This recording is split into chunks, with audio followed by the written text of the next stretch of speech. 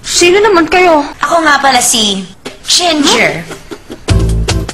Sonny. Miranda. Kami ang The Three Beauties ng Shinhua High School. Yung sinabi mo kanina, hindi naman siguro yung tungkol sa F4, hindi ba? Mag-ingat ka. Baka hindi mo alam ang sinasabi mo. Transfer student ka, no? F4? Kung gano'n sila pala yung mga bastos na F4 na ipinahiya yung isang estudyante? Baka naman famous. Kung hindi ka magiging careful sa mga sinasabi mo, you will be in big trouble. Dahil first day mo pa lang naman dito at may pagkataklesa kang hindi ka naman kilala, hahayaan ka muna namin. Sinisira mo ang aming F4. Ano? Hindi ko ba magagawa yon? At bakit? Ano naman ang magaling sa ginagawa nila? Transfer student ka nga, kaya wala ka nalalaman tungkol sa famous F4. Hindi ko sila kilala. Okay, girls. Let's go.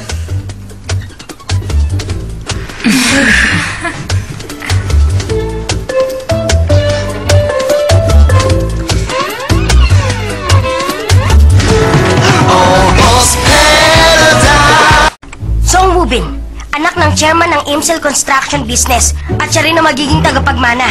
Nasa real estate business din sila at pag-aari nila ang kalahati ng Jeju Island. Kilala ang kanilang pamilya dahil sa kanilang koneksyon sa mafia. Sila pa rin ang nagmamay-ari ng malalaking nightclub at high-class bars. Napakayaman talaga ng kanilang pamilya. Si So Hee-jung, nagsimula ang kanyang artistic debut noong 16 years old pa lamang siya. Nakilala siya bilang isang ceramics artist.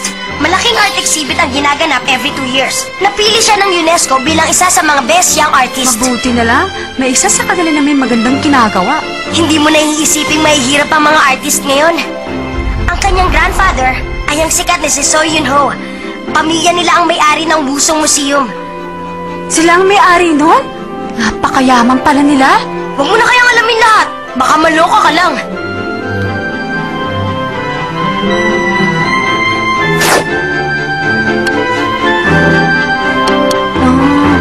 Yan ang picture ng dati nating president, Nakikita mo ba yung batang kalong ng presidente? Yang batang yan ay si Yoon Ji-hoo. Namatay ang kanyang mga magulang sa car accident at siya lang ang nakaligtas. 5 years old pa lamang siya noon. Parang president si Yoon Ji-hoo? Alam mo ba yung Suam Art Center kung saan nag-perform si Sarah Chang? Pag-aari yun ng Suam Cultural Foundation. At meron din silang European soccer team at isang Major League Baseball team. Inggit na inggit talaga ako kay Ji-hoo. World's richest youngster. Kilala mo na siya, hindi ba? Siya ang anak ng may-ari ng pinakamalaking business conglomerate sa Korea. Siya si Gu Junpyo, ang leader ng F4. Almost paradise 아침보다 더 눈부신 날 향한 너의 사랑이 온 세상 다 가진 듯해 In my life 날 지친 삶의 꿈처럼 다가와준 네 모습을 언제까지나 사랑할 수 있다면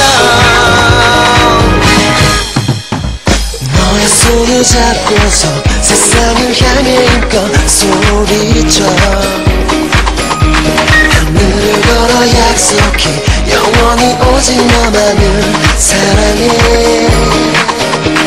밤하늘 불빛 같은 우리들만의 아름다운 paradise 너와 함께 한다면 어디든 갈 수 있어 to the my paradise 너 힘들었던 시간과 그 아픔 Silang apat ang member ng F4? Hindi ako makapaniwala! Kusyupyo!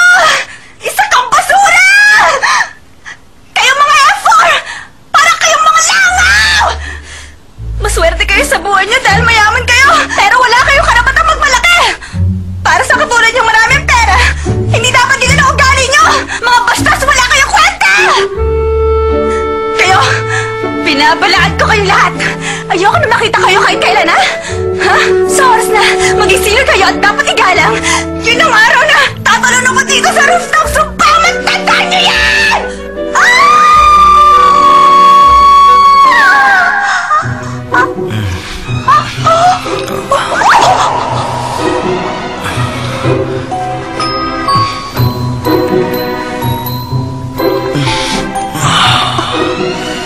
Si Hyun Ji-ho? Alam mo, istorbo ka talaga. Hindi ako makatulog sa ingay mo. Sorry na. Akala ko walang tao rito. Totoo ba ang sinasabi mo? Ha? Na tatanong ka sa rooftop? Ang ibig ko lang naman sabihin. Narinig mo ba lahat ng sinabi ko? Ano? Yung sinabi ko. Yung tungkol sa sinabi mong mga langaw kami?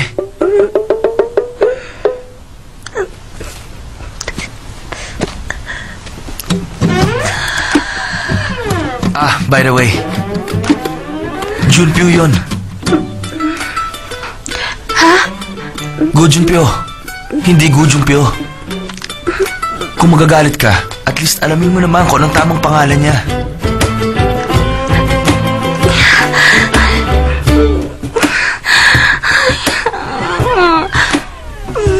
Tanggapin mo na ang regalo ko para sa'yo. Paradise 아침보다 더 눈부신 날 향한 너의 May gusto ka ba sabihin?